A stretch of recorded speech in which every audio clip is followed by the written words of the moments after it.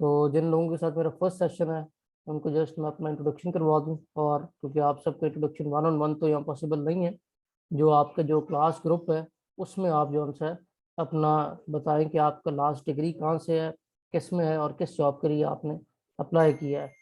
और if you talk about me, I am Syed Uwais Kilani and I am director of this institution.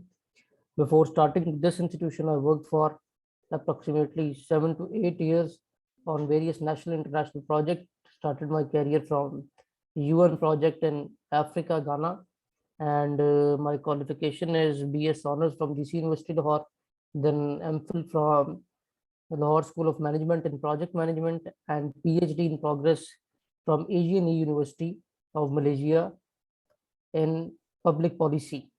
और आपके पाकिस्तान के जो गवर्नमेंट इंस्टीट्यूशन है उसमें स्टेट बैंक के साथ काम किया है, पीएनडी के साथ काम किया है, और डाटा रिपोजिटरी प्रोजेक्ट का लास्ट में प्रोजेक्ट डायरेक्टर रहा हूँ। और स्टेट बैंक के जो प्रोजेक्ट था वो भी उसी दौरान तकरीबन चलता रहा है।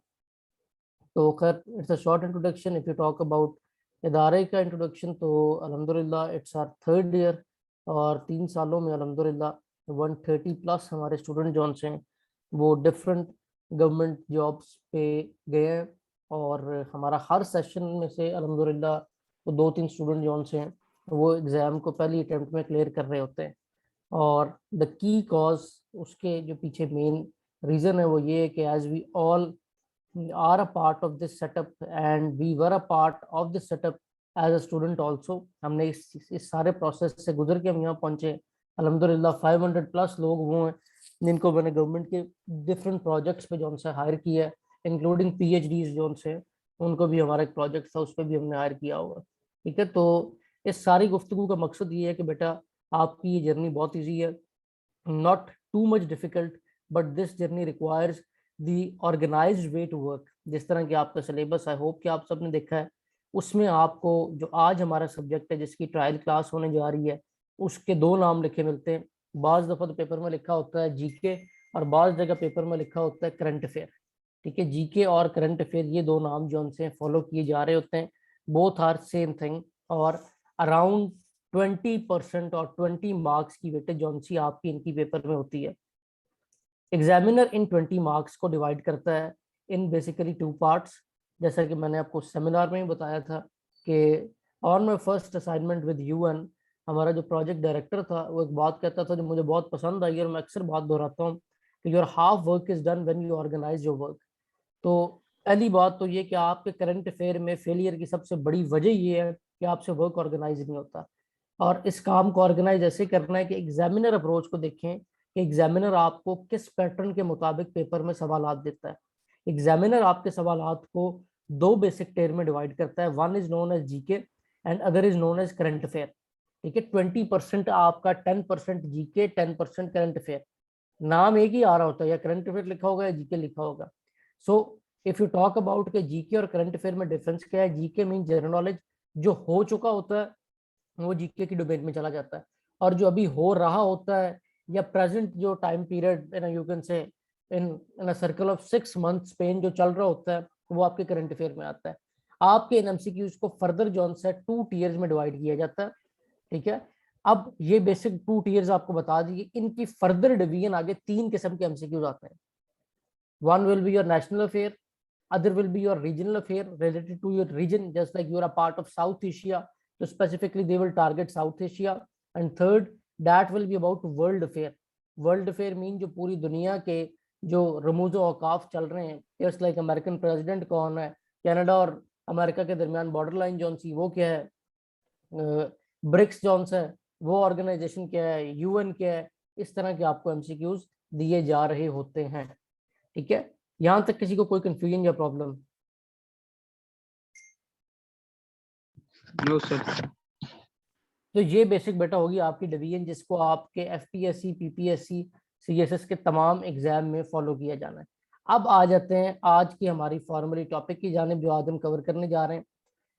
जैसा कि मैंने आपको पहले भी ये बात मेंशन की है, अभी मजीद मेंशन कर दूं कि हमारा हर लेक्चर में, सेमिनार में मैंने कहा था कि हमारा ये जो बेसिक पर्पस है वो ये होता है कि आपको इस पैटर्न पे तैयारी करवाई जाए कि एटलीस्ट हर लेक्चर आपको इस काबिल बनाए कि आप पेपर में 5 मार्क्स जो से हैं वो ऐड ऑन करें हर लेक्चर से।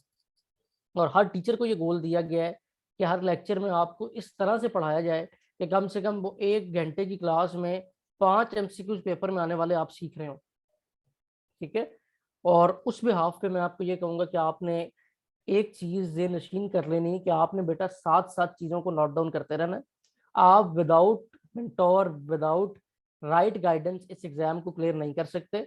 देर इज नो एनी शॉर्टकट कि जस्ट आप कहें कि ऑन द बेस ऑफ तुक्का आपका ये एग्जाम क्लियर हो जाए, तो बिल्कुल भी ऐसा मुमकिन नहीं होगा। अगर आप इस एग्जाम को क्लियर करना चाहते हैं, there is a specific track जिसको आपने फॉलो करना है, आपको एफर्ट करनी पड़नी है। आप एफर्ट करेंगे तो आपका कामयाब होगा, नहीं तो कामयाब नहीं होगा। ठीक है। सबसे पहले जिस तरह की आपको पता है current affair, GK, these both of subject revolve around the globe. ठीक है। ये बेसिकली रिलेटेड है आपके मैप से। तो आपको सबसे पहले जो तरीका आना चाहिए वो मैप का देखने का आना चाहिए। मैप देखने के लिए जो सबसे बेसिक चीज़ है, जो आप सबको पता होनी चाहिए, कि जब भी आपके सामने मैप आए और पेपर में आप अक्सर एक सवाल देखते हैं कि वो आपसे इन सीज के बारे में पूछ लेते हैं, Mediterranean sea, red sea, black sea. वो पूछ सकते हैं, you can say red sea is in a west of dash. ऐसे एमसीक्यूज आपको पेपर में नजर आएंगे। तो वेस्ट ऑफ डैश यानी कि वेस्ट ऑफ सऊदी अरब में या अरब के वेस्ट में है, ये आपको कैसे पता चलेगा? जब आपको मैप देखना आता है। तो मैप देखने के लिए सबसे इंपॉर्टेंट चीज जो सी, वो जो आपकी, जिसको आप कंपास कहते हैं, east west north south direction, वो याद रखना है। उसके लिए शॉर्टेस्ट की, शॉर्टेस्ट हिंट आपके लिए ये है कि जब भी आपके सामने मैप आए, आपने उसके ऊपर वी लिखना है, just like we are sitting in Pakistan. और आपने इसको देखना है कि इस time east west north south कहाँ है। तो we are going to school में जो वी आता है ना, WEV, वो इधर लिखना है। ठीक है। WE लिखेंगे यानी कि पाकिस्तान की जो VW है वो आएगा आपकी लेफ्ट साइड पे, यानी कि पाकिस्तान की जो लेफ्ट साइड है ये वेस्ट है। ई आपका राइट साइड पे आएगा, राइट साइड आपकी ईस्ट है, अपर साइड नॉर्थ है, डाउनर साइड आपकी साउथ है। क्या किसी को कोई कंफ्यूजन इस बात में?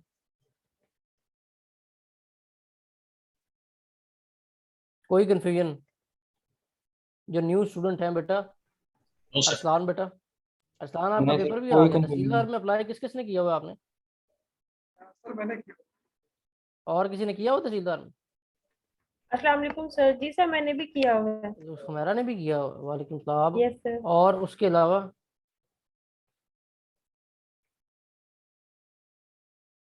अच्छा, और किसी ने नहीं किया? बरल तहसीलदार पे जिन्होंने अप्लाई किया हुआ वो पूरा कोर्स जौन सा है ना। जी आमिर बेटा, एनी क्वेश्चन? हैंड रेज किया आपने?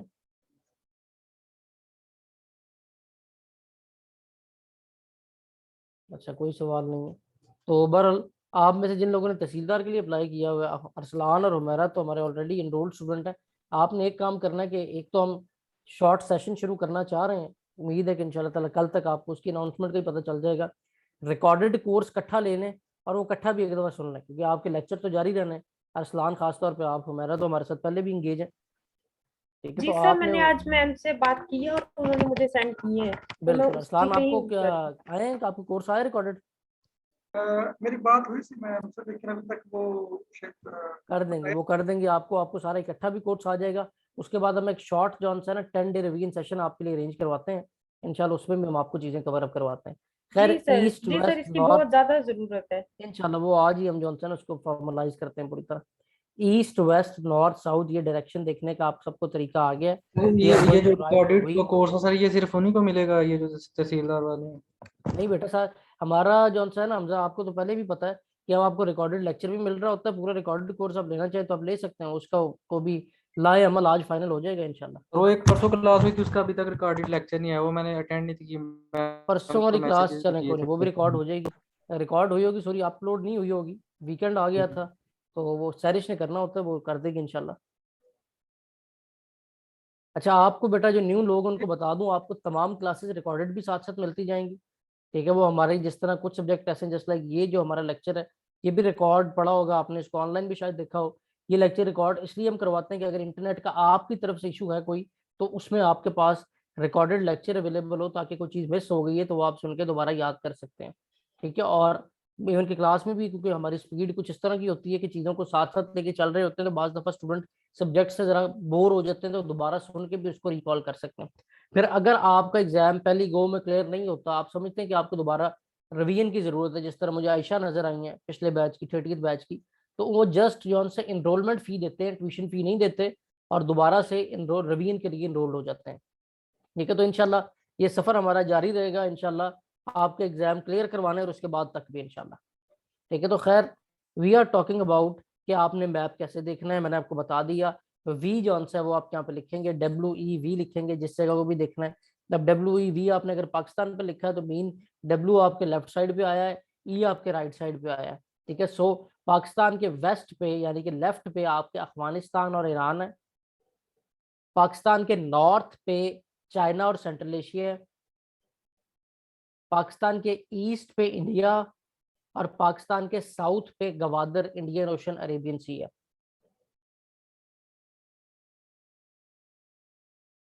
अब हम इसी तरह यहाँ से एक्सपैंड करते जाएंगे।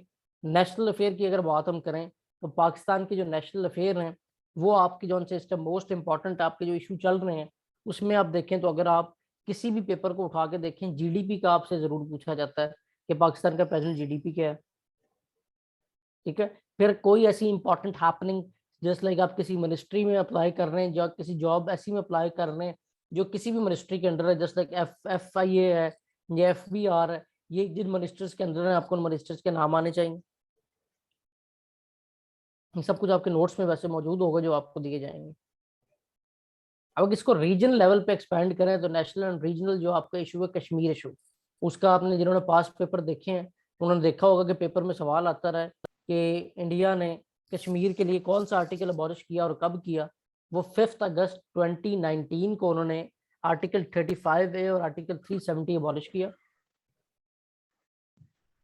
और आपने 5 अगस्त 2020 को अपना पॉलिटिकल मैप डिक्लेयर किया जिसमें आपने गिलगित और कश्मीर को पाकिस्तान का हिस्सा डिक्लेयर किया। आपके इस रीजन में जिस रीजन में आप फॉल करते हैं this is a south Asia, और इसमें आप बेसिकली 3 न्यूक्लियर पावर हैं, पाकिस्तान, इंडिया एंड चाइना।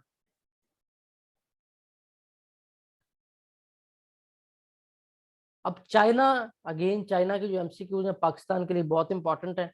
सबसे पहले CPEC से रिलेटेड कोई एक आधा सवाल लाजमन आ जाता है। CPEC के अलावा चीज़ों को अभी हम देख लेते हैं, CPEC को हम एंड पे देखेंगे, उसके सारी डिटेल में आपको खुद लिखवाऊंगा। जो जो प्रोजेक्ट्स हैं जिनके बारे में सवाल तकरीबन हर पेपर में CPEC से रिलेटेड एक सवाल आपको जरूर नजर आ जाता है। तो if you will talk about China, तो China is an emerging economy जिनका टारगेट है कि 2035 तक हमने वर्ल्ड लार्जेस्ट इकोनॉमी बनना है। In your region, China is the largest economic power. Pakistan की इंपोर्ट सबसे ज्यादा किसके साथ है वो बता सकता है? सर चाइना के साथ। और एक्सपोर्ट? सर USA के साथ। एक्सीलेंट, सबसे ज्यादा आपकी इंपोर्ट जौन सी हैं वो चाइना के साथ है और एक्सपोर्ट सबसे ज्यादा आपकी US के साथ है।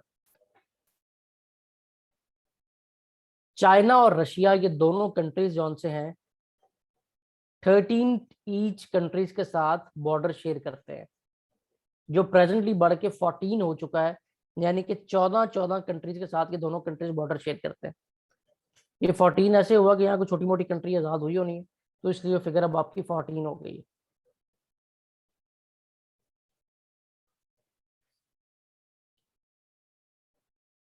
इसी तरह पाकिस्तान के ऊपर जो सा एक पार्ट है ये आता है सेंट्रल एशिया का। पेपर में अक्सर आपसे सवाल पूछा जाता है कि there are dash land lock countries in central Asia, so there are 12 land lock country in central Asia.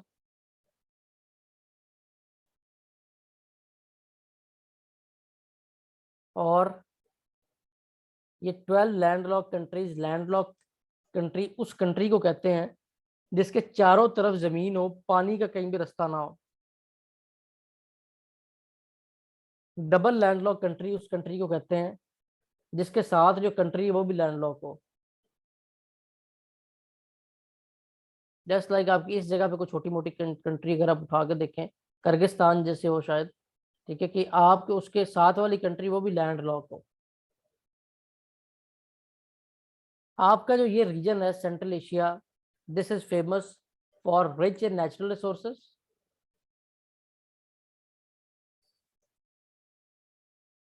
Another importance of this region is that this was a part of USSR under the Cold War. अब ये cold war, USSR, capitalism, communism, socialism, ये बातें बेटा आपके जो GK के part में पूछी जाती हैं। वर्ल्ड वॉर के बारे में सवाल, यूएन की फॉर्मेशन के बारे में सवाल, ठीक है। और इन सवालों को आपने ऑर्गेनाइज कैसे करना है उस तरफ आ जाए। रशियन आइडियोलॉजी थी जिसका नाम था कम्युनिज्म।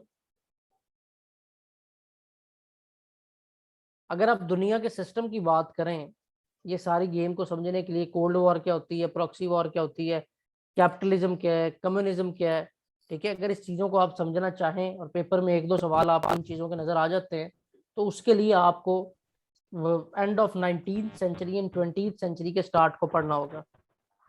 20th सेंचुरी के 100 साल में टोटल 10 से 12 MCQ हैं जो इम्पोर्टेंट है। वो 10 से 12 MCQs मैं आपको बता देता हूँ, ये आपने नोट डाउन कर लेने, सो डैट 10-12 MCQs के लिए आपको स्मार्ट अप्रोच यही है कि आपको चीज़ें बता दी जाए और आप कर लें और आपको उनको स्टडी ना करना पड़े in depth. By the start of 20th century, the world was in the system that is named as multipolar world. Multipolar mean कि at that time there were many powers जिन्होंने डेवलपिंग कंट्रीज को या छोटी छोटी least develop countries को अपनी colony बनाया हुआ था, और these power were ruling around, ठीक है। और उसके अलावा जो दूसरी बात है वो उस टाइम पे ये थी कि ये जो मेन आपको बता रहे हैं कि बहुत सारी पावर मौजूद थी, ये फॉर इकोनॉमिक पर्पसेस छोटी कंट्रीज से रॉ मटेरियल एब्स्ट्रैक्ट करते थे। जिस तरह रियाया का कॉन्सेप्ट हम देते हैं ना पंजाबी में, ठीक है, या किसी को कहने किसी के ऊपर एक ऐसा होल्ड होना जिनको रियाया का भी मतलब नहीं पता, कि आप उनके रिसोर्सेज को एब्स्ट्रैक्ट करें और उन्हें अपने काम में लाएं। ये पूरी दुनिया में ये लोग कर रहे थे, जो 4-5 बड़ी पावर्स थी। ये पावर में रशिया भी था, अमेरिका भी था, जर्मनी भी था, इटली भी था, स्पेन भी था। ये सारा ग्रुप इसी काम में लगा हुआ था कि इन्होंने कंट्रीज को अपनी कॉलोनी बनाया हुआ था। ब्रिटिशर बहुत मशहूर है, आप सब कॉन्टिनेंट भी उनकी कॉलोनी था।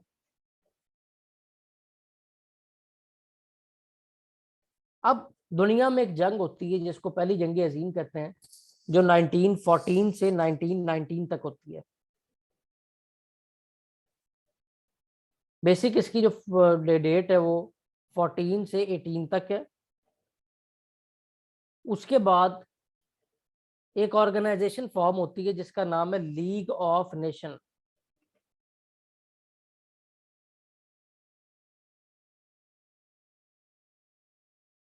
लीग ऑफ नेशन ये organisation further after World War 2 convert होती है यूनाइटेड नेशन में।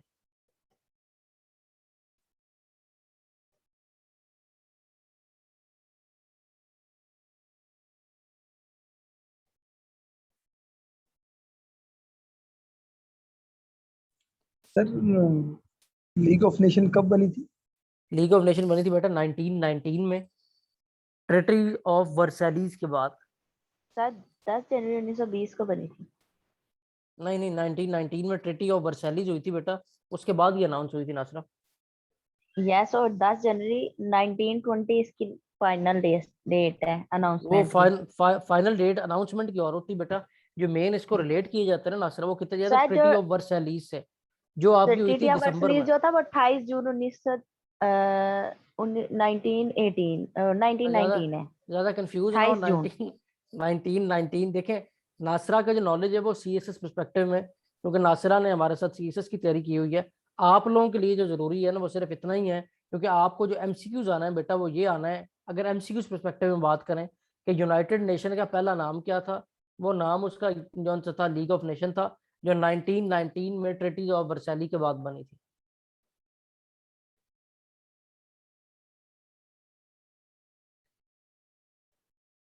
और उसके बाद अगर आप उससे फर्दर आगे मूव करें तो 1919 में ये ऑर्गेनाइजेशन बनी जिसका पर्पस ये था कि दुनिया पे पीस कायम हो सके। बट अनफॉर्चुनेटली पीस कायम नहीं हुआ, दुनिया दूसरी जंग अजीम की तरफ गई, और वो जंग अजीम 1939 से 1945 तक हुई है।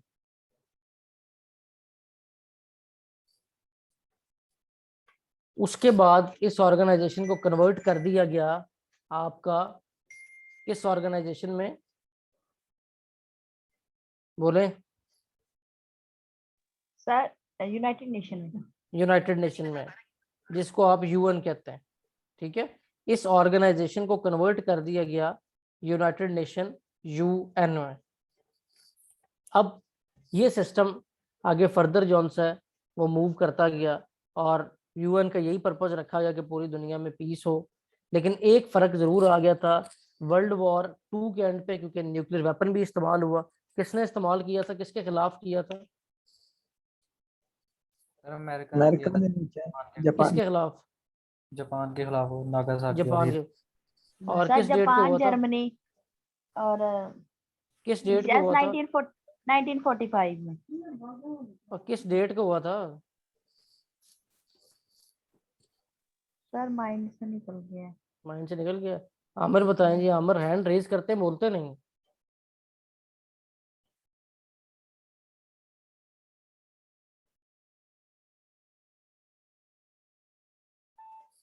अब इससे आगे अगर चले, ये मैं आपको आईआर के पोर्शन में इसकी डिटेल्स दूंगा। अभी मैं आपको सिर्फ बेसिक एमसीक्यूज बता रहा हूँ जो आपके इस पोर्शन के लिए इंपॉर्टेंट है। अब लीग ऑफ नेशन कौन सी थी? वो वर्ल्ड वॉर 2 हुई। वर्ल्ड वॉर 2 के बाद कन्वर्ट हो गई यूनाइटेड नेशन में। अब जो ये बाकी पावर थी दुनिया में, जो मल्टीपोलर वर्ल्ड जिसकी बेस पे से कहते हैं, ये मल्टीपोलर वर्ल्ड जॉन से टूट गया। Dear Salan, any question? Yes sir. Sir ये जो आप प्रोसीजर बता रहे हैं, ये नोट्स के अंदर मतलब के होंगे या सारा कुछ होगा सलान, बेफिक्र हो जाए, सारा कुछ होगा। लेकिन पता क्या है, जिस तरह ऑर्गेनाइज्ड वे में आपको अभी बता रहा हूँ ना, ये लेक्चर में अगर आप नोट कर लेंगे तो आपको ये पता होगा कि इस पार्ट से सिर्फ यही कुछ ही आना है। वैसे तो रिकॉर्डिंग भी आपके पास अवेलेबल होगी, लेकिन क्लास के साथ साथ कुछ लिख लिया करें, वैसे ही आपके नोट्स में अवेलेबल सर होगा। सर जो नागासाकी पे फेंका था ना, वो 6 जनवरी 1945 में फेंका दिया था बम। और जो अच्छा, दूसरा था वो 9 अगस्त को फेंका गया। 9 अगस्त को। Very good. तो ओवरऑल ये अभी इस तरफ हम नहीं जा रहे। अभी हमने जौन से अपना 1945 पे आ चुके हैं, जब दुनिया का निज़ाम मल्टीपोलर से बाईपोलर पे कन्वर्ट हो गया। तो ये सारी जो पावर्स थी, ये पावर जौन से टूट गई। पूरी दुनिया में 2 मेजर पावर बची, one was Russia, another was US. अब इस दुनिया के निज़ाम को कहते हैं बाईपोलर वर्ल्ड। क्वेश्चन आता है आपसे, the world order was changed after World War II to dash unipolar, bipolar, multipolar, none of these। तो आपका इसका जवाब देना होता है बाईपोलर, यानी कि bi mean two main power आपके पास बची। One was Russia and other was America. Sir अब एक बात आपसे पूछनी है कि ये मुझे थोड़ी कंफ्यूजन हो गई है। मल्टीपोलर से टूट बाइपोलर में हो गई चेंज। मल्टीपोलर से टूट के बाईपोलर में आया आयशा। जी ठीक है, मल्टीपोलर से दुनिया का निजाम टूट के बाईपोलर में आया है। बाईपोलर से आगे यूनिपोलर में जाएगा at the end of cold war. Bipolar में कंट्रीज कौन कौन से थे? बाईपोलर में रशिया और अमेरिका आपकी 2 कंट्रीज थे। ओके आपको ये लिखा हुआ भी दिखा देते हैं। अब उसके बाद जो निज़ाम है वो अगेन रिवॉल्व होने लग गया और दुनिया पे एक जंग शुरू हुई जिसको हम कहते हैं cold war between these 2 power, जिसको हम कहते हैं cold war. So what is cold war, को बता सकते हैं? सर जिसमें जो है ना वो डायरेक्टली लड़ाई नहीं करते और वो इनडायरेक्टली जो है वो लड़ाई करते हैं। अच्छा बेटा, मैं मतलब नए स्टूडेंट्स के लिए एक चीज़ मेंशन कर दूं, क्योंकि हमारे स्टूडेंट रवीन वाले भी यहाँ पे होते हैं। तो जो सवाल मैं पूछता हूँ अगर कोई जवाब दे रहा है तो उससे आपने डिसहार्ट नहीं होना कि आपको नहीं आता और उसे आता है। इंशाल्लाह इस 40 डेज के सेशन के एंड पे आपको भी सारा कुछ ऐसे आएगा। लेकिन वो मैं इसलिए इनसे पूछता हूँ कि इनके कॉन्सेप्ट रिवाइज भी होते जाए और इनका टेस्ट भी जरा होता जाए कि इन्हें कितना कुछ पता है। ये देखें बेटा, ये आपके पास वर्ल्ड ऑर्डर रहा है। स्लाइड आपके सामने इस टाइम नजर आ रही है आपको? सीएसएस में तो ये डिटेल में हम करवाते हैं, लेकिन यहाँ एमसीक्यू पर्सपेक्टिव में आपके लिए इतना ही जरूरी है। पहले आपकी ये पावर्स थी, ये पावर फर्दर मर्ज हुई। आपकी 2 बेसिकली कोल्ड वॉर एरा जब स्टार्ट हुई, यूनाइटेड स्टेट और सोवियत यूनियन, और कंट्रीज इनको सपोर्ट कर रही थी इनकी आइडियोलॉजीज को। अब यहाँ पहली बात ये आती है कि इनकी आइडियोलॉजीज क्या थी। ठीक है, सही है। कोल्ड वॉर स्टार्ट कब हुई थी, specific year sir? Specific year इसका 1945 है। By end of world war two cold war start हो गई थी। बट 45 जो में वर्ल्ड वॉर टू। 45 में लेकिन जो basic stage of cold war है ना, जो अफगानिस्तान में कोल्ड वॉर हुई है वो हुई है 1979 से 1991 तक।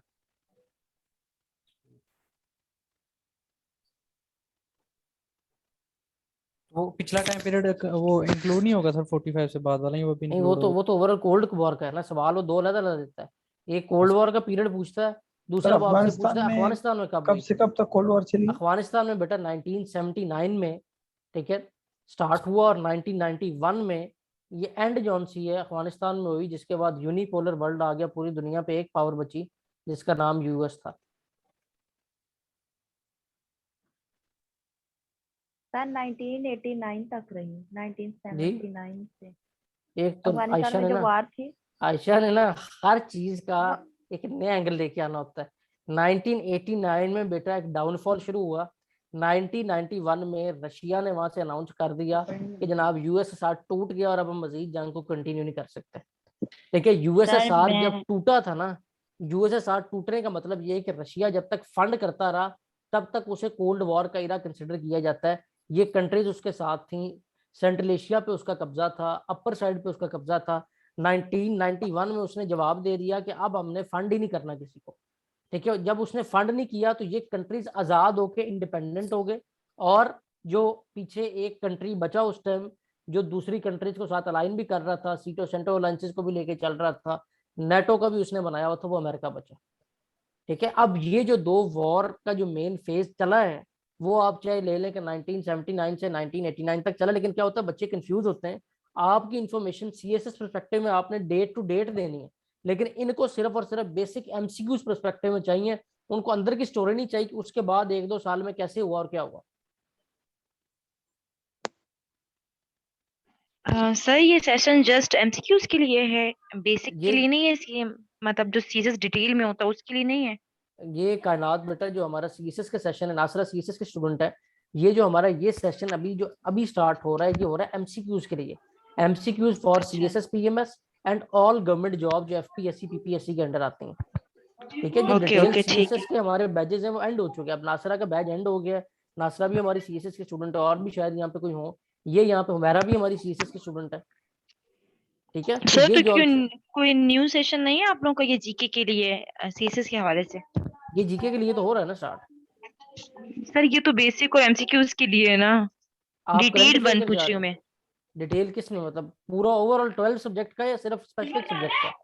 Sir current affairs, Pakistan affairs and GK. हाँ वो तो चल रहा है ना, वो तो अभी शुरू हो रहा है न्यू सेशन।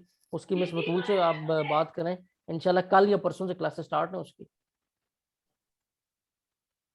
वो भी सेशन चलिए हमारा ठीक स्टार्ट है। हो रहा है। ठीक है, तो ये ठीक है स्पेसिफिकली ठीक है। एमसीक्यूज के लिए सेशन है, जिसकी क्लास 9:15 से 10:15 हुआ करेगी। अच्छा अच्छा ठीक है ठीक है। ठीक है, तो अब दो आइडियोलॉजीज थी जिनके दरमियान वॉर शुरू हुई 1945 में। These ideologies were name as capitalism and communism. Now can anyone tell कि कैपिटलिज्म क्या था और कम्युनिज्म क्या था? सर कैपिटलिज्म ये था कि गवर्नमेंट जो है कोई भी इंटरवेन नहीं करेगी आम लोगों के मामलों में, ठीक और है, कम्युनिज्म तो सार कि जिसकी लाठी उसकी बहन, जिसमें पावर है वो काम करे। Very good very good very good. अब कैपिटलिज्म और कम्युनिज्म का जो बेसिक डिफरेंस है, हमजा ने आपको बड़ा शॉर्ट टर्म में बताया। कैपिटलिज्म और कम्युनिज्म पे अगर आप देखें तो कैपिटलिज्म का बेसिक एजेंडा ये था कि government will not interfere in matters of common message. दो बेसिक कॉन्सेप्ट इन्होंने दिए, one was named as democracy and other was named as laissez faire economy. Democracy जौन सा है वो आपको पता है, government for the people, by the people, from the people. और जो आपका लेजर फेयर इकोनॉमी है, ये प्रिंसिपल ये कहता था कि हुकूमत मुआशी मामलात में सिर्फ रेगुलेटर का किरदार अदा करेगी, किसी तरह दखल अंदाजी नहीं करेगी। कोई अमीर हो रहा है, गरीब हो रहा है, वो टैक्स दे, बाकी पैसों को जो मर्जी करे। इसके बरक्स जो आपका दूसरा एजेंडा है कम्युनिज्म, कम्युनिज्म ये कहता है कि जो अल्टीमेट होल्ड है वो हर चीज पे वो स्टेट करेगा, जिसकी जितनी जरूरत है उसको उसके मुताबिक रिसोर्सेज दिए जाएंगे। Is it clear? Capitalism communism सबको क्लियर हो गया, आसान तरीन अल्फाज में बताया है। सर कोई कम्युनिस्ट है कंट्री इस टाइम पे? रशिया सबसे बड़ा वही कोई हमजा, जो कम्युनिज्म लाने वाला था वो अभी भी कम्युनिस्ट ही है। और कैपिटलिज्म में सबसे अभी भी जो झंडा वही अमेरिका का, वही कैपिटलिस्ट ही है। ये भी सवाल आपको आ सकता है। अब इन्होंने इन आइडियोलॉजीज के तहत स्टेट्स को अपने साथ अलाइन करना शुरू कर दिया। कई कंट्रीज को उन्होंने एड की बेस पे, कई कंट्रीज को इस चीज का शेल्टर देके कि अगर आप पे कोई अटैक होगा तो we will protect you from your enemies, इन्होंने कंट्रीज को साथ अलाइन करना शुरू कर दिया। अब जब ये अलाइनमेंट शुरू हुई तो USSR, United Russian, Soviet Russia जो है ये आपके यहाँ से ईस्ट जर्मनी तक आ चुका था, सेंट्रल एशिया सारे पे कब्जा कर चुका था। इसके साथ साथ 1979 में वो अफगानिस्तान तक एंटर हो चुका था। उधर यूएस थे, यूएस के वेस्ट जर्मनी तक के जितनी यूरोपियन कंट्री हैं उनके साथ थी। अफ्रीका की कंट्रीज के ऊपर वैसे इन्होंने उनको अपनी कॉलोनी बनाया हुआ था। तो ये दो एजेंडों के दरमियान लड़ाई शुरू हो गई, जिसका जो फाइनल स्टेज ऑफ वॉर बना, ठीक है, वो आपका 1979 में बना। अब 1945 से टोटल 1991 तक जो आपका ये सारा प्रोसेस है, इस प्रोसेस को आप कोल्ड वॉर कहते हैं। कोल्ड वॉर मीन कि ऐसी जंग का आगाज हुआ कि ये बज़ाहिर एक दूसरे की फौजें ले जाके एक दूसरे को नहीं मार रहे थे, बट दे वर ट्राइंग कि दूसरे को किसी भी तरह हो सके हर मुमकिन कोशिश करके नुकसान पहुंचाया जाए। ये क्लियर हो गया सबको? कोल्ड वॉर में कंफ्यूजन तो नहीं? सर आपने दो कोल्ड वॉर्स बताई है ना, एक अफगानिस्तान को लेके बताई और दूसरी वाली बताई है, तो वो दूसरी जी वाली कब से स्टार्ट हुई थी वो बता दें, देखिए, और उसका एंड बेसिक टाइम भी। बेसिक कोल्ड वॉर जो सी थी ना, वो यू स्टार्ट हुई है 1945 से 1991 तक कोल्ड वॉर रही है। इस कोल्ड वॉर का जो main stage of cold war है, जिसको आप प्रॉक्सी वॉर भी कहते हैं, वो आपका जी अफगानिस्तान में बना है 1979 से 1991 तक। ठीक हो गया। ठीक है, और ये जो जी फेज है 1979 से 1991 तक, इस फेज को जी कोल्ड वॉर के साथ प्रॉक्सी वॉर इसलिए कहते हैं क्योंकि इसमें रशिया और अमेरिका की डायरेक्ट आर्मी भी जो सी है वो पार्टिसिपेट कर रही थी। लड़ी तीसरी जगह भी जंग जा रही थी, बट दोनों की आर्मीज डायरेक्टली पार्टिसिपेट भी कर रही थी। जी जी सर कम्युनिज्म एक चीज की समझ नहीं, वहां पे बंदा खुद अर्न नहीं कर सकता या वो गवर्नमेंट नहीं नहीं, प्रोवाइड करती है? खुद हमजा अर्न करता है बंदा, लेकिन जो उसकी जरूरत नहीं है वो उसको गवर्नमेंट नहीं देती। और जो बंदा अर्न नहीं कर रहा होता, उसकी जो बेसिक नीड है वो गवर्नमेंट की जिम्मेदारी होती है। ठीक। ठीक है, अब तक किसी को कोई कंफ्यूजन जो लेक्चर अब तक हुआ है? आगे चलें। Very good. अभी तीसरा एक एजेंडा है सोशलिज्म का, वो हम नेक्स्ट क्लास में डिस्कस करेंगे जब सीपैक और ओबीआर को डिस्कस करेंगे। याद रखें, आपके आज का लेक्चर बेस है आपकी पूरी करंट अफेयर की, इधर इट्स ऑफ सीएसएस, पीएमएस और ऑफ वन पेपर। अगर ये लेक्चर समझ आ गया तो आपको दुनिया में जो कुछ चल रहा है प्रेजेंट भी वो समझ आ जाएगा कि ये सारा प्रोसेस किस तरह रिवॉल्व हो रहा है। अब 1979 में जो प्रॉक्सी वॉर जिस भी से कहते हैं वो स्टार्ट हुई। 1991 में क्या हुआ कि रशिया जो है वो टूट गया और there was only one super power that was named at US. और ये सुपर पावर जो सी बनी तो दुनिया का जो निज़ाम है उसको आप करते हैं यूनिपोलर वर्ल्ड। ये देखें, कोल्ड जो पोस्ट कोल्ड वॉर एरा है इसको यूनिपोलर सिस्टम कहते हैं, when there was only one superpower that is US। अब जब यूएस सुपर पावर बन गया है तो यहाँ पे सवाल, सबसे बड़ा जो सवाल अभी रिसेंट एफआईए के पेपर में भी आया हुआ था कि रीजन क्या थी यूएसएसआर के टूटने की, और उसने नीचे आपको दिया हुआ था political reason, defensive reason, economic reason, social reason. तो कोई बताएगा क्या रीजन थी इसकी? कौन इकोनॉमिक रीजन? इकोनॉमिक रीजन थी कि उसकी मईशत जो सी थी वो इतनी वीक हो गई कि वो मजीद फंड नहीं कर पा रहे थे जो उसके साथ कंट्रीज अलाइन थी, और यूएसएसआर अल्टीमेटली टूट गया और दुनिया यूनिपोलर वर्ल्ड की तरफ आ गई। और on the base of nuclear stock pills, कि न्यूक्लियर वेपन का सबसे ज्यादा जो जखायर है यूरेनियम के, यूरेनियम न्यूक्लियर स्टॉक पिल्स, वो भी अमेरिका के पास है। इकोनॉमी भी सबसे स्ट्रॉन्ग इस टाइम अमेरिका की है। So America will be a super power. यहाँ तक क्लियर है सर सबको? यूएसएसआर दोबारा बता दें शॉर्टली सर, समझ नहीं आया। यूएसएसआर, यूनाइटेड रशियन फेडरेशन जो सारा था, जिसके तहत ये कंट्रीज भी इसके होल्ड में थी, ये सेंट्रल एशिया भी सारा इसके होल्ड में था। ये टूट गई। इन्होंने किस तरह इनको होल्ड में किया हुआ था कि इनके ऊपर तो कब्जा ही कर लिया था ना, जो बाल्टिक स्टेट है, इनका पेपर में सवाल आता है, अभी आगे आपको बताता हूँ। तो इनके ऊपर जब कब्जा किया हुआ था तो यूएसएसआर इस जंग को लड़ते लड़ते 1979 से 1991 तक कमजोर इतना हो गया इकोनॉमिकली कि उनके पास मजीद पैसे नहीं रहे इन डेवलपिंग कंट्रीज को साथ दे के कोई एड शेड देने के लिए। ऑब्वियसली उन्होंने उनका साथ छोड़ दिया और यूएसएसआर इंटीग्रेट हो गए। Is it clear? सर ये बाल्टिक स्टेट्स किसको कहते हैं? अब बाल्टिक स्टेट पे हम जा रहे हैं बेटा। आप अगर ये वाली स्टेट्स की जानिब आए, ये डायरेक्टली रशिया के कंट्रोल में रही हैं, रशिया से आज़ाद हुई हैं।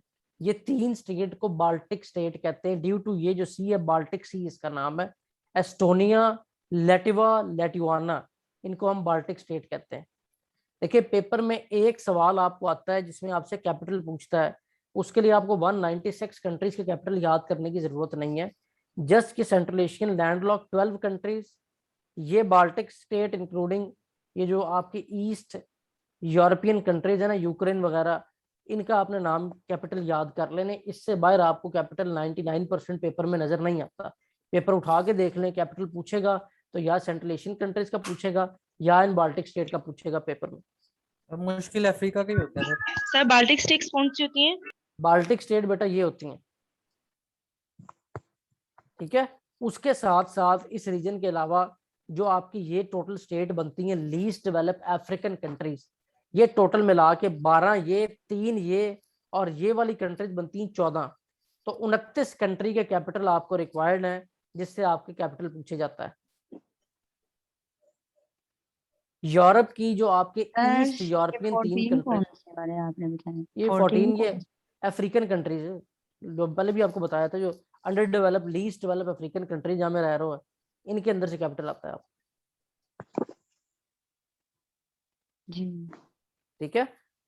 उसके साथ साथ बाल्टिक स्टेट के साथ दूसरा जो सा है इसी यूरोप में एक आपका आता है Scandinavian countries, Norway, Denmark, Sweden, इनको कलेक्टिवली हम कहते हैं स्कैंडिनेवियन कंट्रीज। सर इसका क्या मतलब होता है स्कैंडिनेवियन कंट्री? स्कैंडिनेवियन कंट्रीज इनका नाम है तीनों का इकट्ठा, और ये इनका नाम जो है इस वजह से कि ये तीनों countries most peaceful living, 0% crime rate, 100% literacy rate में ये फेमस है।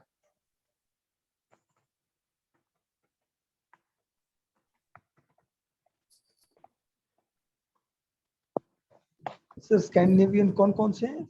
Sweden, Norway, Sweden, Norway, Denmark.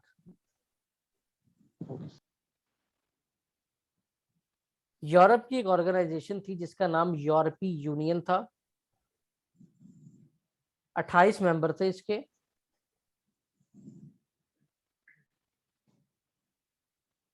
और 2013 में रेफरेंडम हुआ जिसको ब्रेग्जिट कहते हैं, और उसके बाद ग्रेट ब्रिटेन वाले यूरोपीय यूनियन से अलग हो गए। आप 27 रह गए सर। अब 27 रह गए। लेकिन मेन बड़ा प्लेयर ही इनमें जौन सा था ना, वो ये था आपके ग्रेट ब्रिटेन वाले, तो जब वो चले गए तो पीछे बस अब नाम के ही रहे हैं। सर एक क्वेश्चन था इधर, ये जी बेटा। पूछना था कि मतलब कौन से मतलब कंट्रीज हैं जिनको मिला के यूरोप कहा जाता है? सारे मतलब ये यूरोप में कंट्री कौन सारे कौन? यहाँ पे पूरे हो रहे हैं इसी जगह पे, ये जहाँ मेरा एरो घूम रहा है ना, ये मेडिटेरियन सी से ऊपर ऊपर, ये सारे कंट्रीज 28 जोन से यूरोपीय यूनियन के मेंबर हैं। ये यूके वाले आ जाते हैं जो मेन की प्लेयर थे, बाकी छोटे मोटे सारे जो अभी इकोनॉमिकली उतने सारे मजबूत नहीं है, ये टर्की से ऊपर वाला पार्ट यूरोप का शुरू हो जाता है।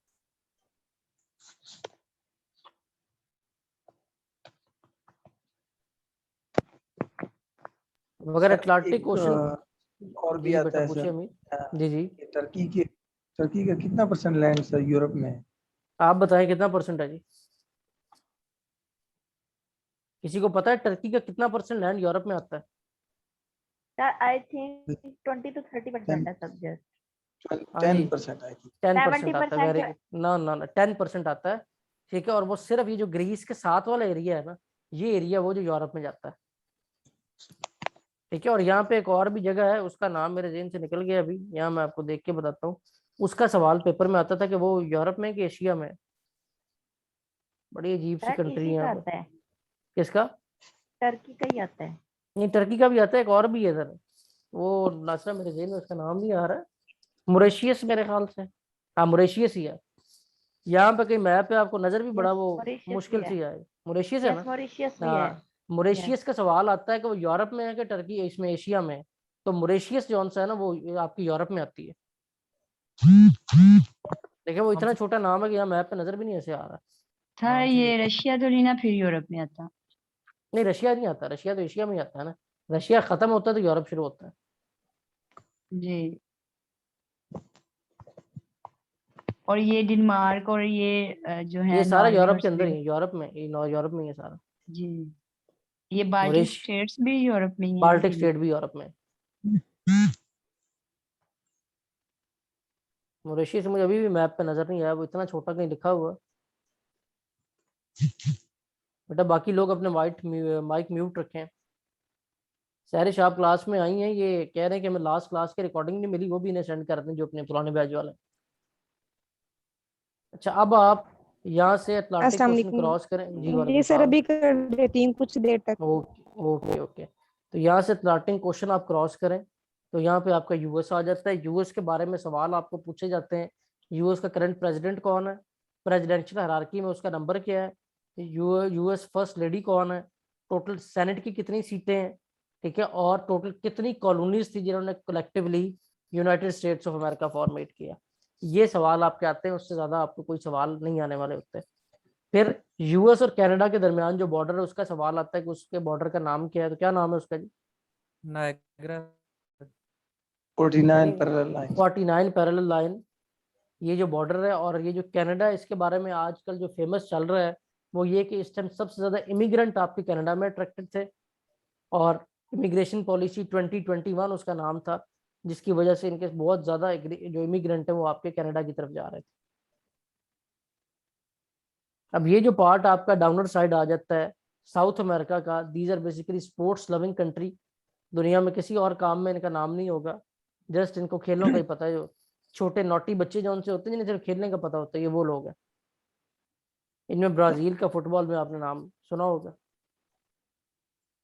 अब यहाँ से आप दोबारा 7 समुंदर पार करें और इस साइड पे वापस आ जाएं तो इधर से जो आपके अफ्रीकन कंट्रीज हैं, यहाँ से सवाल आपको आएगा सिर्फ और सिर्फ लीस्ट डेवलप अफ्रीकन कंट्रीज ये हैं, वो आएगा ये कि लीस्ट डेवलप किसे कहते हैं, या यहाँ का कैपिटल पूछ लेगा, और यहाँ से कोई एमसीक्यू निकलता ही नहीं। हाँ जो ये पार्ट है जिसको आप अपने जबान में वो आपके सेंट्रल एशिया भी कहते हैं, और सेंट्रल एशिया कह रहा हूँ मिडल ईस्ट भी कहते हैं। मिडल ईस्ट जो है वो इसलिए कहते हैं कि यहाँ से जो यूएस की ईस्ट है उसका ये मिडल बन रहा है एग्जैक्ट, जो ये मिडल ईस्ट है। और इसमें दो की प्लेयर जो हैं ईरान और सऊदी अरब है, जिनके दरमियान एक सेक्टोरियल वॉरफेयर जारी है।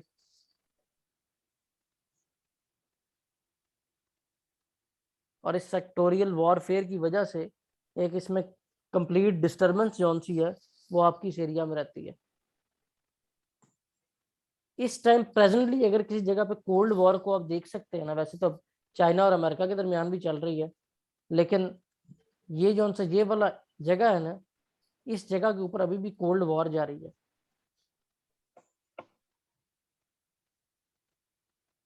कोल्ड वॉर वहां किस किस के दरमियान जा रही है? China and America.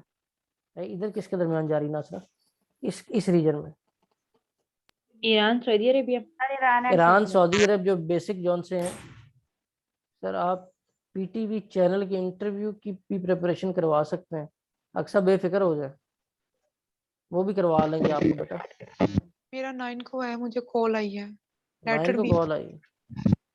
अच्छा 9 में 4 दिन रह गए। चले आप मुझे इसके बाद मैसेज करें फिर मैं बताता हूँ आपको। Okay sir. तो इस टाइम यहाँ पे ईरान और सऊदी अरब के दरमियान एक कोल्ड वॉर जारी है, जो इस टाइम सीरिया में last stage of cold war था, जहाँ पे जंग भी होती रही, वो सारी आपने भी मेरे ख्याल से न्यूज़पेपर में इतना को पढ़ा होगा। और बैक एंड पे फिर इन दोनों को सपोर्ट रशिया और अमेरिका ही कर रहे थे। Is it clear?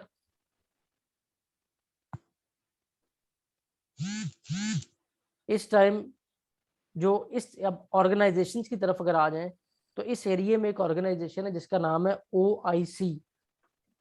In organisation के नाम लिख लें, इनके कैपिटल ठीक है, इनके हेड ऑफिस कहाँ पे हैं, इनके टोटल मेंबर कितने हैं, ये आपको पता होना चाहिए। OIC organisation of Islamic countries, आप जिस बेल्ट में पाकिस्तान जहाँ पे, यहाँ पे सार्क,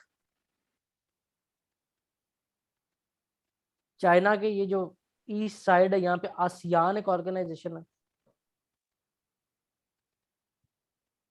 फिर CPEC और OBOR,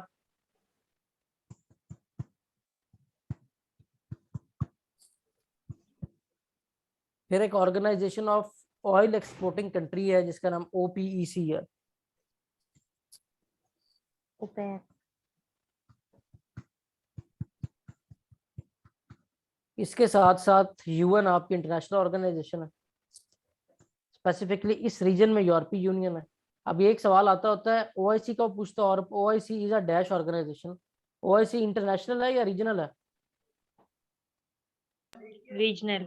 गलत जवाब, गलत जवाब, गलत जवाब।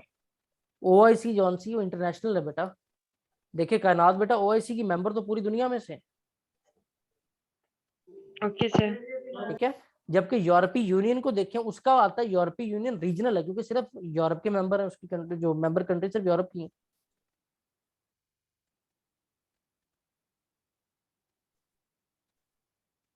इसके साथ साथ ही एक ऑर्गेनाइजेशन ओवरऑल जौन सी है, और कौन सी जो वर्ल्ड ऑर्गेनाइजेशन है वर्ल्ड लेवल पे,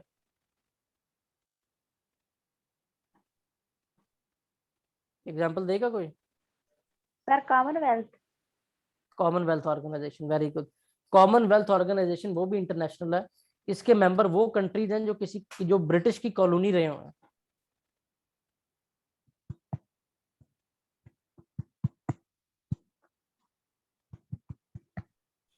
जो ब्रिटिश कॉलोनी रहे हैं वो कॉमनवेल्थ ऑर्गेनाइजेशन के मेंबर है।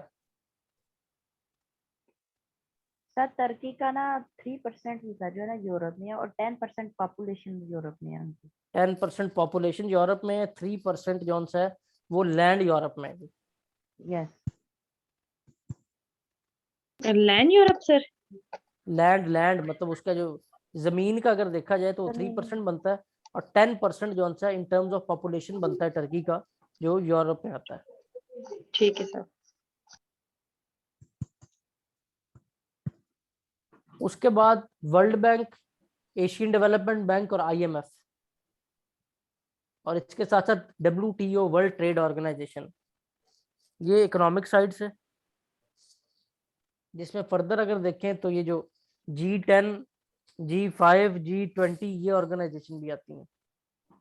इनका ही पूछ लेता है कितने मेंबर हैं और हेड ऑफिस वगैरह कहाँ पे।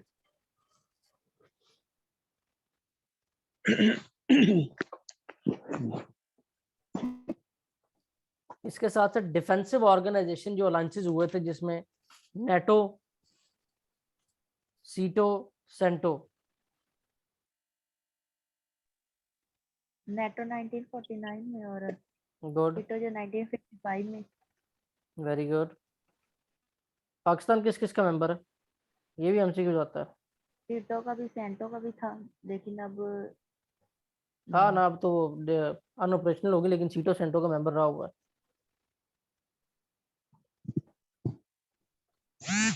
तो ये ऑर्गेनाइजेशंस के सर आपने सीटो सेंटो के बाद थर्ड आपने कौन सी बताई? नेटो, नेटो, नेटो 1949 में जो बनी, जो अभी तक चल रही है इनकी। इनके आपने टोटल मेंबर देख लेने। सर एक क्वेश्चन पूछना है इधर जी बेटा। कि ये डिफेंसिव अलायंस ऑर्गेनाइजेशंस मतलब किस टाइप की मतलब बनी थी, कि मतलब किस लिहाज से ये बनी डिफेंस? थी जिनका मकसद ये था कि आप एक दूसरे को डिफेंड करेंगे, अगर लड़ाई होगी तो सब इकट्ठे लड़ेंगे। और कोई सवाल जी किसी का? सर नेटो जो था वो अमेरिका के अलायंस में अमेरिका बनाया का था था। ना, तो नेटो और अमेरिका ने वार्सा बनाया जो था, था वो रशिया के अलायंस वो में रशिया बनाया का था।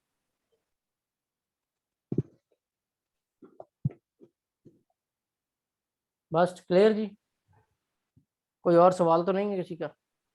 आज का लेक्चर अपने अख्ताम को पहुंचा है। कैसा रहा ट्रायल लेक्चर वालों की क्लास? कोई सवाल जिनकी आज ट्रायल क्लास थी?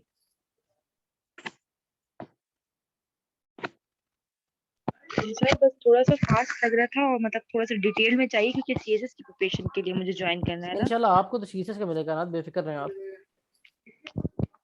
जी फिर मैं अभी उस लास्ट सेशन क्या देखूंगी उसको ज्वाइन कर लूंगी फिर। आप उसके आप रिकॉर्डिंग लेक्चर भी मंगवा लें, रिकॉर्डेड लेक्चर, और जी मिस बतूल आपको दे देंगी सारी उसकी इन्फॉर्मेशन।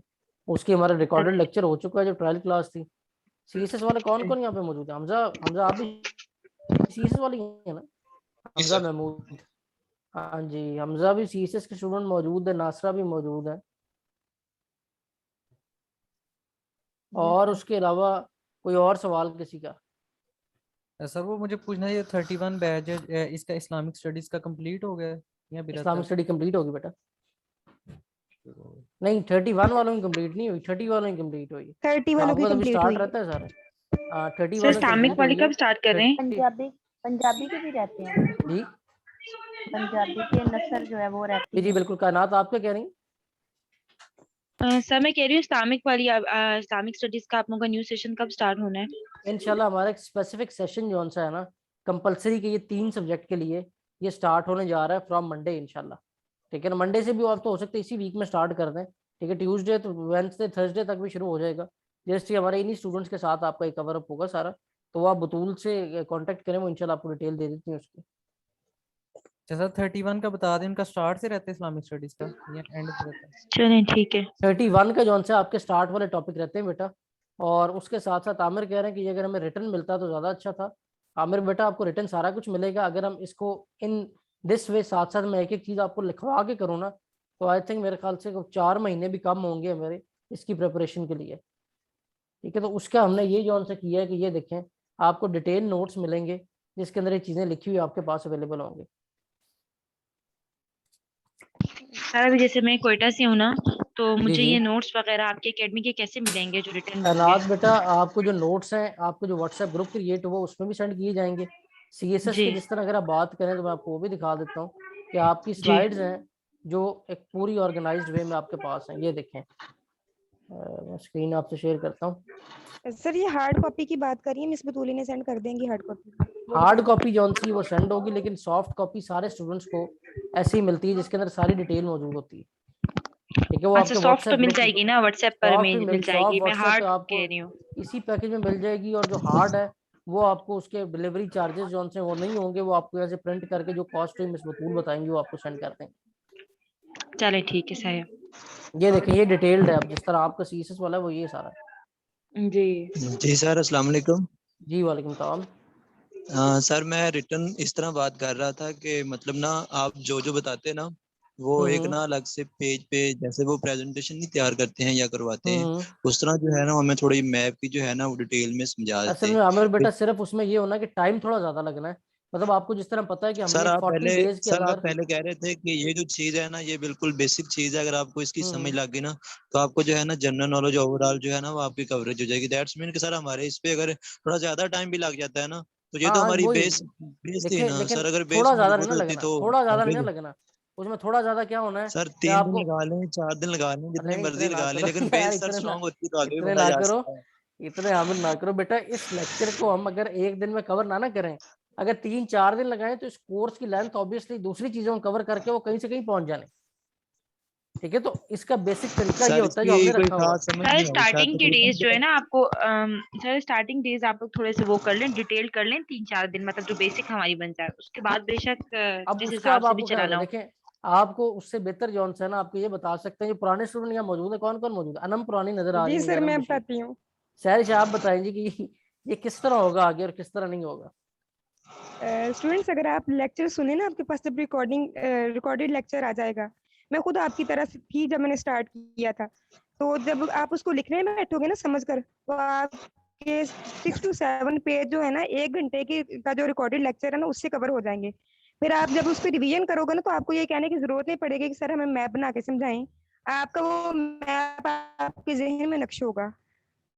फिर अब भी एक और कोई चीज, कंफ्यूजन हो तो आप पूछ सकते हैं। मैं अपना अब एक एक्सपीरियंस और बता रही हूँ, बाकी एक सर और आपको चीज भी मैं बेहतर बता। आपको बता दूं कि अब इससे आगे जो हमारे लेक्चर होते हैं, जब हमने नोट्स पे शिफ्ट कर जाना है, ये चीजें वहां पे मेंशन है सारी। मतलब वहां फिर मैंने आपको बताना है यहाँ पे ये चीज थी, ये बेस लेक्चर है जिसको हमने रेफर करते जाना है अगले 3 लेक्चर्स में। 3 लेक्चर में यही सब कुछ आपको step by step with notes आपको कवर करवाते जाना कि बेटा ये चीज थी, ये आपको स्टार्ट में बताई इस पर्सपेक्टिव में हुई होगी। तो हमारा आज के जो लेक्चर है फर्स्ट की बेस लेक्चर का मकसद ये होता है कि आपको इन फॉर्म ऑफ स्टोरी सारा बता दिया जाए, ताकि आपके ज़हन में पूरा स्केच हो कि ये ऐसे ऐसे हुआ था, और इसको सिर्फ आपने निकाल के 1-2 दफा सुनना है। चलें ठीक है सर, फिर रिकॉर्डेड लेक्चर्स ले लेंगे और वो सुन लेंगे। हाँ अच्छा, जो ये सीएसएस के जो रिकॉर्डेड लेक्चर्स हैं, ये करंट अफेयर्स पाकिस्तान अफेयर्स वाले, ये क्या पेड हैं, पे करना पड़ेगा या मतलब मिल जाएंगे? नहीं, ये जो हमारे इनरोल्ड स्टूडेंट हैं उनको तो ये फ्री जी मिलेंगे ना, साथ रिकॉर्डेड लेक्चर साथ मिल जाएंगे। डेली क्लासेस जी चल रही हैं तो उनको तो रिकॉर्डिंग मिलनी है। ठीक है, अगर जी उसके अलावा कोई सिर्फ रिकॉर्डेड कोर्स ले रहा है, उसको फिर जी। उसकी फीस सिर्फ रिकॉर्डेड कोर्स की होगी। अच्छा अच्छा, ठीक है, ठीक ठीक हो है ना। गया। अगर अभी आपने ज्वाइन किया है, जो ज्वाइन किया है उनको ये क्लास साथ मिल रही है रिकॉर्डेड। जी ठीक है सर, मतलब सर रिकॉर्डेड ये वाली मिलेंगे जो रोज की क्लास हो रही होगी, या जो पिछली क्लासेस देखिए हो चुकी हैं आप उसमें लोगों ये की? है, उसमें ये है कि हमने रिकॉर्डिंग पहले करके रखी हुई है। जिस तरह जी आप लेक्चर करंट अफेयर का, तो वो तो अपडेट हो रहा है ना साथ साथ। तो जी जो जी। अपडेट होने वाली चीज है वो आपको फ्रेश मिल जाएगी। जो हम्म। अपडेट होने वाली चीज नहीं है, जस्ट लाइक वो सेम जी इस्लामिक स्टडी, उसने वही रहना, वो आपको रिकॉर्डेड पहले पिछले महीने की, उससे पिछले महीने का होगा, वो मिल जाएगा।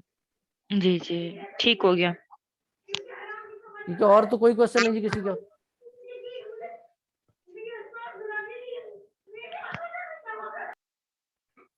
जी अरसलान, एनी क्वेश्चन?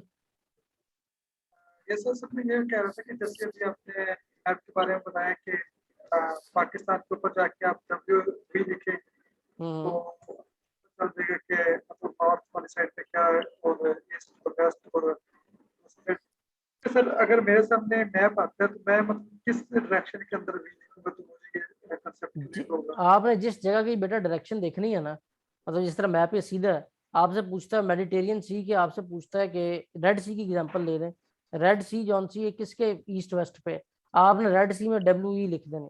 मैप की डायरेक्शन यही होती है, जो सीधी मैप की डायरेक्शन। ठीक है, आपने डायरेक्ट इसको पकड़ते साथ ही जिस जगह को देखना वहां पे WE लिख लेना, सिंपल। सर मैप रीडिंग के हवाले से कोई टिप्स दे दें, और कंट्रीज का क्या क्या पता होना चाहिए जीके के लिए, मतलब कैपिटल तो होगा, देखिए जाहिर सी जीके के बात है, लिए बेटा मैंने और आपको क्या होगा? बताया कि आपने सारी जो आपको आज का लेक्चर हुआ है ना, ये सारी चीजें आपको ग्लोबली रिक्वायर्ड हैं जीके के लिए। ठीक है, इसके अलावा वो आपसे ये नहीं पूछेगा कि कजाकिस्तान के प्रेसिडेंट का नाम बताएं। अगर पूछेगा तो उसका पर्सपेक्टिव ही ये होगा कि कोई एक आधा सवाल ऐसा दिया जाए जिसका आंसर ही इतना मुश्किल हो किसी को भी ना आए। ठीक है, बाकी जो बेसिक जनरल जीके के टिप्स हैं मैंने आपको बताई, इन्हीं को आपने फॉलो करना है। पास्ट पेपर उठा के देखें, आपको इनसे बाहर सवाल नजर नहीं जी आएगा। ठीक है सर। सर एक कंट्री और का किसी क्या का क्या कोई पता होना कंफ्यूजन? चाहिए जीके के लिए? अगर आप जनरल जीके की बात करें तो जो आपको पता होना चाहिए, उसमें आपको जिन कंट्रीज का बताया उनका कैपिटल पता होना चाहिए। ठीक है, उसके साथ साथ जो ऑर्गेनाइजेशन है उनका आपको बताया वो पता होना चाहिए, और वही चीजें हैं, उसके अलावा और कोई ऐसा चीज नहीं आप कहें कि आपको इन सारों का कैपिटल या GDP, वो चीजें नहीं, बेसिक चीजें सिर्फ रिक्वायर्ड है। हाँ, जिन कंट्रीज से आप लिंक्ड है, जैसे लाइक अगर आप बात करें पाकिस्तान की बात कर रहे हैं, वो लिंक्ड है रशिया से या चाइना से या US से, इनकी डिटेल हमें रिक्वायर्ड है।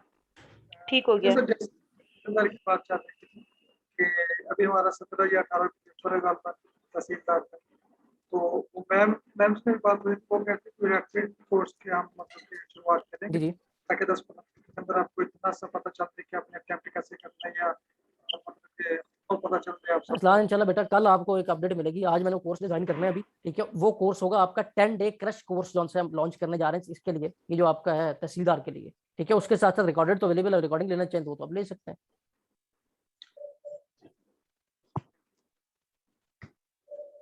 सर जी तो स्लाइड वगैरह शेयर करेंगे क्या, मतलब स्लाइड वगैरह होंगे इसके अंदर? हाँ अगर सारा कुछ होंगे तो होगा। क्या स्लाइड आपको सर अलग दी मैंने जाएंगे, रिकॉर्डिंग में मतलब सिर्फ स्क्रीन से स्लाइड नहीं देखनी, सारा डाटा आपको अलग दिया जाएगा, साथ नोट सारा डाटा दिया जाएगा। जी आमिर, सर वो स्टेप बाय स्टेप बना स्टेप बाय स्टेप आपको समझ आती जाएगी रिकॉर्डिंग देख के कि इसमें इस चीज की बात हो रही है। सर FIA की डेट का कोई कंफर्म हुआ है सर, कब से पेपर अभी रिटन अभी पेपर कोई का कंफर्म स्टार्ट नहीं, हो? अभी कोई कंफर्म नहीं। तहसीलदार की आ गई तो वो भी आ जाएगी इंशाल्लाह। सर तहसीलदार का कब है सर? तहसीलदार का मेरे ख्याल से 17 को है, 17 को ही है ना अरसलान? हाँ 17 डेट आई है तहसीलदार की, इसी मंथ की सर 17? इसी मंथ की 17। Okay sir. CSS के जो है वो नेक्स्ट ईयर फेब में ही होंगे ना पेपर्स? फेब में ही, उनका तो कंफर्म है ना फेब में।